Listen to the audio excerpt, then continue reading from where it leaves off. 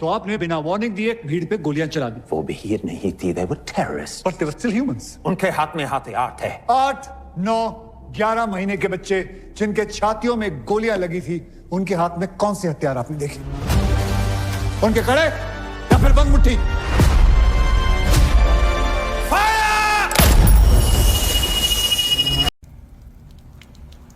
The empire is shrinking.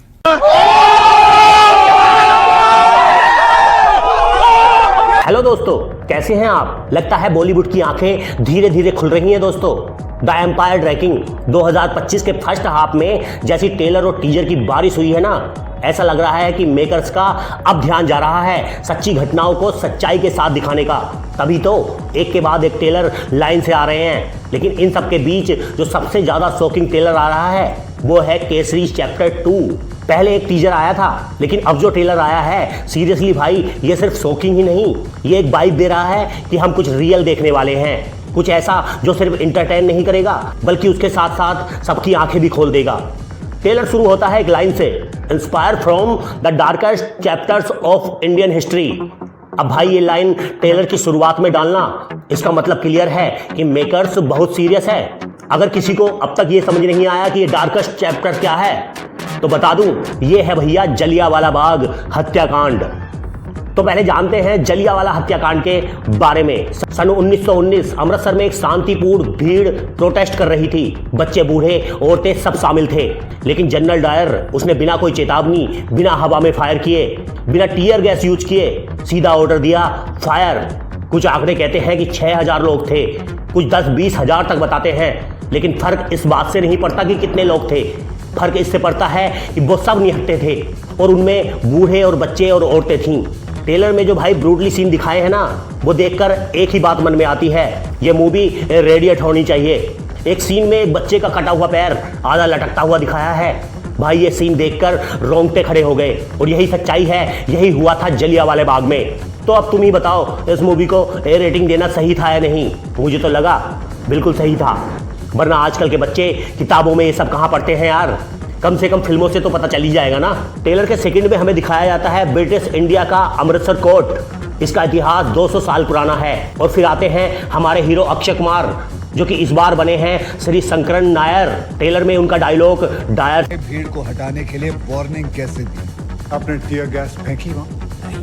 Did you fire shots in the air? तो आपने बिना warning दिए भीड़ पे गोलियां चला दी। वो भीड़ नहीं थी, they were terrorists. अब सुनो फैक्ट, असल में भी जनरल डायर ने माना था कि उसने बिना कोई चेतावनी के गोली चलाई थी। और मूवी में भी यही दिखाया गया है, जो कि एकदम रॉ और रियल है। ट्रेलर में जब पहली गोली स्लो मोशन में चलती है और उसका खून उसके बेटे के चेहरे पर गिरता है, भाई सिनेमा यही तो है, सिनेमैटिक टच जो कि असर करता है। और अगर पूरी मूवी में ऐसे ही शॉट्स हुए तो समझो स्क्रीन से आपकी नजर नहीं हटेगी। अब ट्रेलर में जनरल डायर हिंदी में बात करता है। पहले तो मैं भी सोचा कि भाई डायर हिंदी बोलता था क्या, लेकिन जब रिसर्च किया तो पता चला कि डायर को हिंदी, उर्दू, पंजाबी, पश्ती, फारसी और बलूची तक आती थी।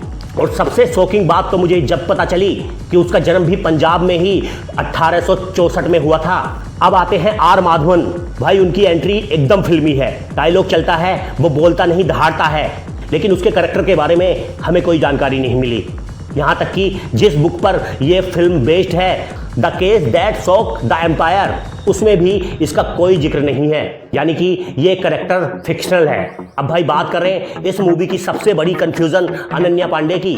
जब मैंने कास्ट लिस्ट में देखा अक्षय, माधवन और फिर अनन्या, फिर प्रोडक्शन हाउस देखा, ड्रामा प्रोडक्शन हाउस, सब क्लियर हो गया। लेकिन ट्रेलर में उनका छोटा सीन है और उसमें कोई बहुत खराब नहीं लग रही है। कैरेक्टर है दिलरीत गिल, जो कि श्री शंकरन नारायण की असिस्टेंट हैं। तो देखेंगे मूवी में क्या करती हैं, लेकिन अवेयरनेस तो रहेगी भाई। सीरियस रोल में पहली बार देख रहे हैं ना। ट्रेलर में एक बोर्ड दिखता है, dogs and Indian are not allowed. और ये सिर्फ फिल्मी लाइन नहीं है, ये असली में होता था। अजय देवगन की भगत सिंह मूवी में भी यही देखा था और अमिताभ बच्चन की मर्द में भी ये सीन देखने को मिला था। और फिर आता है ट्रेलर का सबसे जबरदस्त dialogue, the empire in snaking. और भाई अक्षय पाजी ने जिस अंदाज में झुककर बोला, मुझे सच में लगा कि अक्षय पाजी का मूड ऑन हो गया है। लेकिन मजाक से हटकर बोलता हूँ, वो मूवी की स्क्रीन के अंदर छिपा हुआ हम सबको एक मैसेज है। 2019 का जलियांवाला बाग और उसके बाद पूरा हिंदुस्तान जल उठा था। वही आग थी जिसने सरदार उधम सिंह को पैदा किया। और भाई केसरी चैप्टर 2 देखने से पहले सरदार उधम सिंह मूवी देखना ना भूलें, एकदम जरूरी है। इसमें सरदार उधम सिंह जी का किरदार निभाया है विक्की कौशल साहब ने। उनकी जो एक्टिंग है दिल को छू जाती है भाई, क्योंकि उन्होंने गोरों के देश में जाकर जनरल डायर को गोली मारी थी और जलियांवाले बाग के हत्याकांड का बदला लिया था।